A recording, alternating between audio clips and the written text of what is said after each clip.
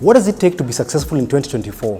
What does it take to ensure that I'm on track with all the goals I've set for myself and I'm constantly moving in the direction I need to move? That's exactly what I want us to talk about on this series of videos. And I've got 8 areas that I'd like you to consider as you seek to ensure you're growing, you're thriving, and you're getting to the next level in all aspects of your life.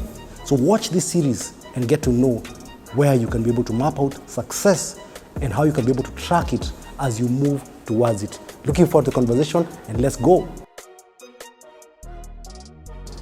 So the first set of things I want to talk about is areas where there's growth, where you can achieve growth. And there are 4 areas where I have marked out where you can actually achieve growth. The first is with your mind and your skills and your credentials. The second is in your spiritual life. The third is in your career. And the fourth is in wealth. So I'll quickly start off with, of course, spiritual.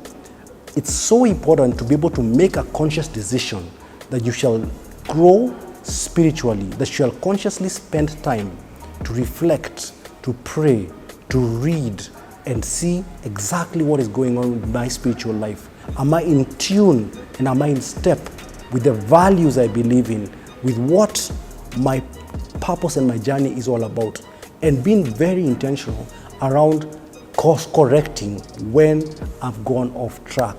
And so I'd like for you to set out for yourself goals in this year that will ensure that you're constantly growing. What do you need to do daily around the spiritual life? What do you need to do weekly? What do you need to do monthly? What do you need to do quarterly to ensure that every step of the year you're growing and getting to the next level?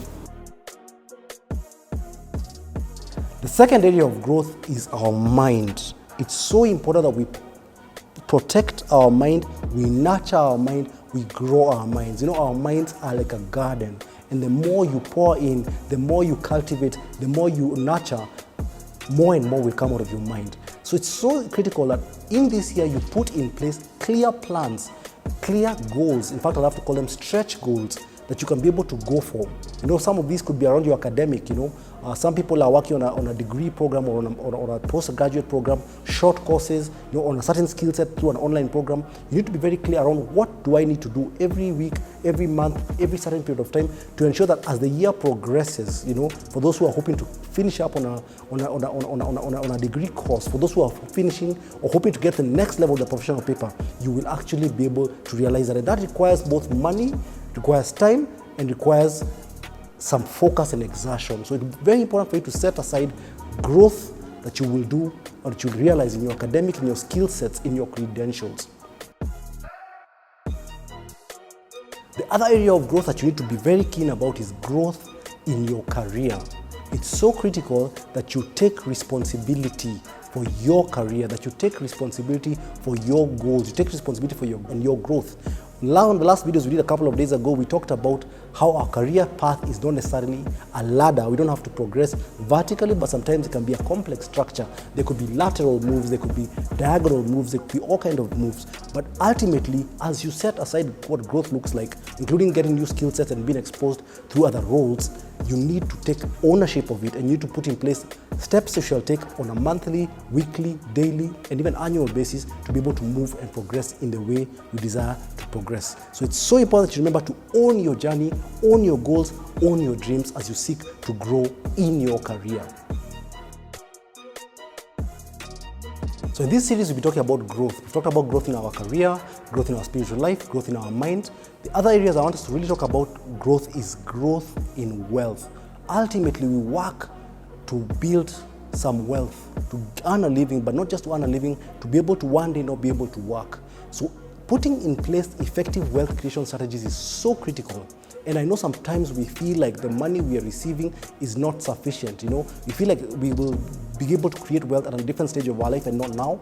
At this point, we just need to live and survive. But I want to dispel that. You actually need to be intentional with whatever little you have. You need to watch the pennies so that the pounds can begin to take care of themselves. So whatever it is that you possibly could be doing day by day that is causing you to lose small bits of money, I'd like you to be conscious and set aside ways to limit those places where you're losing money. Set aside ways in which you can be able to plug some of those holes. Sometimes give some tips to people who haven't really done much, but because they expected of you or demanded it of you, sometimes we end up getting takeaways when you didn't have to get takeaway coffee or takeaway meals, you know. So it's cutting a little bit of those expenditures, you know, and beginning to be more intentional around putting aside what we typically think of as disposable money or income, or money that doesn't necessarily have much value to us. The second area I want us to tackle with wealth is actually beginning to set aside big, audacious goals. You know, there are sometimes people who actually call them big, hairy, audacious goals. What are those big goals which sometimes when you think about, they could cause you to be afraid, you know? Goals that could probably encompass stretching your faith, you know? Wanting to buy that piece of land, wanting to take a dream trip, wanting to get a vehicle, wanting to start a business, wanting to invest in some equipment that you don't have. What would it require, or what do you need to do to be able to stretch or be able to accomplish a stretch goal? You know, some of those goals are mountains, they look unachievable. The amount of money that is required seems like impossible to get. But the challenge I want to put out to you today is that you need to set aside, even if it's small bits of it, small chunks of it, and be able to say that for this goal, I want to be able to significantly or somehow begin to go out at it. It could be $1 million that you need, it could be 10 million that you need, it could be 500,000 that you need, it could be 100,000 that you need. But it's important for you to say that this is the goal I have, and I want to say that even if I can't achieve it this year, I want to take 2, 3, 4 steps towards achieving the goal. But as you talk about wealth, it's so important that you still have a mindset of the life you want and to begin to work towards it, even if you won't be able to achieve it in the immediate future and midterm. Relationships, and people don't typically think of relationships as an area where we need to talk about growth. But the reality of the matter is, when you speak about growth, and why growth is so close to my heart is that if you're not growing, and that's a law of life, if you're not growing in any area, it's possibly you're stagnating, worse still, either disintegrating or even dying. So the key thing that you need to think about in relationships is, are the relationships I have growing? You know, are the relationships I have growing? Is my family, relationships in my family context growing? Are relationships in my friend circle growing? And so to be able to actually grow relationships, you need to be very intentional. For people who are your close friends, your accountability friends, you need to be conscious to set aside time every so often, whether it's every month or every couple of weeks or every 2 months, when you actually meet and catch up. You know, invest in coffee, invest in a lunch, invest in a gift if it's a birthday or something, but you need to be conscious and intentional to ensure that that relationship is growing. So the question I want to put out to you is, what can you do practically to be able to ensure that your relationship with your partner, relationship with your family members, relationship with your friends are growing, and what sacrifices do you need to do, what do you need to put in place to ensure that you're safeguarding those relationships and you're creating time for those relationships to thrive. The first relationship that needs to be top priority for you in 2024 is your relationship with self. It is so critical that you love yourself.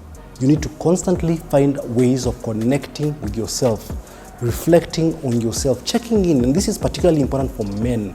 How am I really doing? There are times we will spend a lot of energy taking care of other people, being worried about every other person's concern, but you're not really taking care of yourself. And the thing that they say is that you cannot pour from an empty cup. So in this year, you need to consciously set clear steps that you shall take to ensure you're taking good care of yourself, to ensure you're taking and putting in place measures to ensure that you're loving yourself, you're appreciating yourself, you're affirming yourself, so that as you continue to even serve and give what you can give to the world, you're actually at peace and you're balanced with yourself.